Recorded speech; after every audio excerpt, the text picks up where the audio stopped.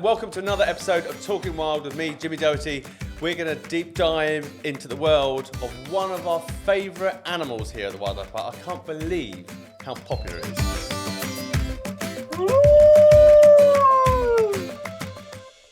And you think of polar bears, and you think of monkeys and the meerkats. This particular group of animals blows them out of the water. It's incredible. I'm here with Sammie and Emily to talk about the capybaras. Capybaras.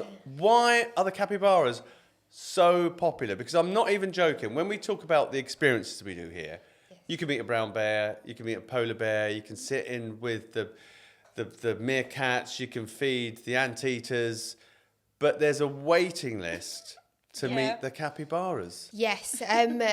When it gets to about half term, I'd say February half term, there's normally about a 3-month waiting list just to meet the cappies. They are the friendliest animal on earth. 3-month waiting list? Yes. So if you thought about the top restaurants in London, they don't have a 3-month waiting list. No. But our capybara's just sitting there going, oh no. Yeah. You want to see me? There's a queue and it's 3 months long. You've got to, get back in the line. Why? Yeah. I don't want to play them down, but I get excited. Well, I get excited by butterflies, but I get excited by the idea of polar bears and brown bears. Yeah. But people love the capybaras because they get up close or capture people's imagination. They're super cute, or what is it? I think since, about 2020, 2021, they became quite a big hit on the internet, especially on TikTok. Yeah. And I think because no one really knew what they were and then didn't realise how close and friendly they were, the moment you go in, they just sit there, just want a little tickle. Just a little bit of food. They're just the best. Well, let's explain who they are and what they are, because they are in the rodent family, which people go, oh my God, that's the same as rats, the squirrels. And so, I mean, the rodent family is huge, but they're the biggest rodent, aren't they? Yeah. And basically, the way I look at them is like they're giant guinea pigs. Literally almost exactly the same. Yeah. Pretty much. Yeah. So how many have we got, and who are the characters? Currently, we say currently very lightly, we have 9 in the enclosure. We have 4 that are permanent residents, 1 boy and 3 girls. Right. And then we have many babies. I was just about to say, the way you say at the moment, because Yes. they can pop. It changes quite often. They can pop at any moment, and like, what? There's more capybara. Yeah, it's kind of become just a thing of having as many babies as possible. Yeah, they're really enjoying themselves. Oh, Bruno's having a great time. He's loving life at the minute. So they are super friendly, the capybaras here, aren't they? And so the mothers will come in with their babies, and like guinea pigs, those babies are born ready to rock, aren't they? Mm-hmm. Eyes are open, they're moving around straight away. Yeah. Because, that's great to see because they're super cute as well when they're like that. But in terms of living in the wild, they have to be ready to hit the ground for quite serious reasons. Yeah. Because there's a lot of things that want to eat them. Yes, lots of things. Even at a young age, anacondas try and have a little nibble. Yeah. Then when they get a bit bigger, they have the caiman in the water, and then jaguars and pumas quite like to have a go. They're one of the only real easy prey to get, in South America. Yeah. And because there's so many of them, it's not like there's not going to run out anytime soon. So I suppose if you were to look at those wetlands and the Amazon rainforest basin dominated by water, the capybara is big on the menu because all the big predators, I suppose it's a bit like impala or gazelles in Africa. The capybara would fill that role, really. Yeah. So if you're a jaguar, if you're a big anaconda, capybara is a good meal to have. Hence why cappies have quite a lot of babies. Yes, just for the hope of survival. Yeah, and it's a tough life for them. But they're well adapted to live in that environment, aren't they? Because we talk about rodents and guinea pigs, but actually, in the wild, they're very different to guinea pigs. Very different, Spend a lot of time in the water. Tell me how they've adapted to be amazing swimmers. They have very unique feet. It's pretty much like a duck. They're all webbed. So it helps them to swim around a lot easier. Their head shape is very peculiar. Their nose, their eyes and their ears are all on the same level. So if there was a predator, if they were ever worried, they can very quickly bob their head up out of the water, check everything, take a breath, and then go back down. Right. And they can't get detected. But they can hold their breath about 3 to 5 minutes underwater. It's very impressive. Yeah. So when you see them dive in, they can go under for 5 minutes. They're gone. What are they doing under there? I'd like to know. In the summer, obviously being hot, they'll spend a lot of time in the water here. And you might come in the morning, first thing, do your morning checks, count the cappies. Okay, I've got a couple missing. And you literally have to wait for 5 minutes until they poke their head out the water. Wow. Pretty much. That's incredible. So they ever play games with it, like hide and seek? Yes, all the time. Yeah. And how do you know which one? So one could pop up and then pop down again. The other one pops up, and if it's the same one or... You just got to hope that they're there. And how quickly are the babies in the water? After about a week. Okay, so it takes them a little bit longer. Yeah, they don't grow their waterproof coat until they're a couple of weeks old. Right. So when they're born, they're super soft and fluffy. Yeah. But when they get to about 2-3 months, they grow into quite a nice, bristly coat. Yeah. It helps them get in, come out and dry very quickly. Right, yeah. But the first time they do go in, they are very cold when they come out, and you can see them regret every decision. Oh, yeah. What have I just done? I know this is normal, but I'm cold. But I suppose Mum wants them to get in the water because whenever they're spooked, the first thing they do is jump in the water. So they see that as an immediate defence. So get in, get under the water, swim off. Yeah. Are they faster in the water than they are on land? I don't think so. They are incredibly fast when they want to be. They more plod when they're in the water. Yeah, okay. So they do swim, but they more go along the riverbanks and, the bottom of the pond, lake. Right. And, they'll more just plod along. And are they very intelligent? Because I know a lot of rodents are quite clever. Because they look... Because I need to ask, because when you sit them all... They're all gathering around together, and they all look like... One of them has said something like incredibly complex, and all the others are going, "Oh, yeah, I agree with that. I agree." Yeah. They all think that they all look like they're really contemplating some weighty question of life. No. They're just staring. There's nothing going on between them. Really? Oh no! I thought they'd be like going. I love them. But what Barry said was really important. What do you think? Yeah. You almost want one to have a pipe and go, I agree. Yeah. They're not. Well, they've got the looks, I suppose. They do, exactly. Yeah. And the babies are incredibly cute. And that swimming ability, important adaptation to living in the wild, living by these big open bodies of water. But in diet-wise, their teeth are incredibly important. Yes. They've got really strong teeth, haven't they? Yes. Incredibly strong. Very, very strong. Their teeth continuously grow, exactly like our fingernails. So their diet is probably one of the most important things. Right. They have to have a constant supply of hay, a constant supply of trees to gnaw on. Yeah. Because they're basically like chisels, aren't they? Because the teeth are working against each other, constantly sharp, constantly growing.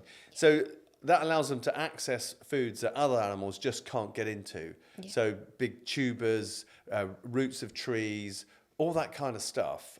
Incredible, but a bit of a nightmare when you're building anything out of wood. Yeah. To say the least. Have you had any mistakes of building a really lovely house made of wood, and it just looks like, for them, it's like, oh, that's a house made of cake. Yeah, like... That's why we had to change their housing from what it was previously. So when I first started, they had a lovely little wooden house. It was amazing. And they also thought it was amazing. They basically ate their house. They ate their house, yeah. Hence why we had to change. And of course, they're doing it because not only it's fun, but they want to keep the equipment sharp. Yeah, so it's a way of doing that. So what's the house made of now? They're metal at the moment. Yeah, of course it is. Yeah. Of course it is. It's amazing, isn't it? And it's interesting how we have to change what we do around the animals in terms of housing them because of those natural adaptations to the environment. Yeah. You wouldn't want to get bitten by a capybara. No. It's not but fun. Luckily, ours are really friendly. Yeah. And they like a tickle. They love a belly tickle. Do yes. they? Oh, yes, 100%. They will roll over on their backs like a dog and just expose everything. What do they? Yeah, they absolutely shy. no. So this is why they're super popular. Yeah. So if you're coming on a capybara experience here at Jimmy's Farm, what do you get? What can you expect? You'll 100% be covered in mud. Right. I always apologise to every person that comes in. So you want waterproof trousers on or that Yep. kind of thing? Big wellies. Yep. You will pretty much just be covered in capybaras. They will come over. You can hand feed them some food, which they always enjoy. Give them loads of tickles. Have selfies. Wow. Because people get really excited, a bit overwhelmed. Yes. What sort of have you experienced? Lots of people going, sort of shaking like they're meeting some Had a sort few of. tears sometimes. Lots of Really? tears. Yeah. Yeah. I think especially with like young children, they've seen them from the fence line for so long Yeah. that they get in there and they don't realise how friendly they are. Yeah. And then they get a bit overwhelmed because the cappies are like, people, yeah. And they come trotting And they're over. like, oh, okay, they're quite big and quite friendly. Like, yeah, come on, guys, let's do it. I love that because you get lots of letters. I get lots of emails going, the experience I had was absolutely amazing. And then I have friends call me and go, is there any chance I can see a capybara? I missed out once when I was traveling and so. It's been my big ambition. And people that you think have climbed mountains and done all sorts of stuff, but yet this is their biggest thing. Yeah. Yeah, it's a life goal, really.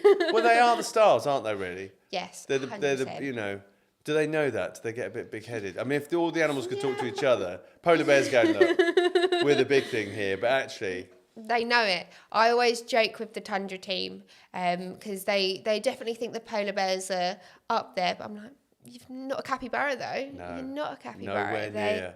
They know they're famous. They definitely know they're famous. Right, are you ready for some Cappy questions? Yes. Okay, right. So, first one here is from David. What's their closest relative? Guinea pig, we always say, in the rodent family, so rabbits, rats, anything like that. But the guinea pig is the closest thing. Yes. That's the closest. Yeah. Okay, yeah. Their diet is pretty much the same as a guinea pig.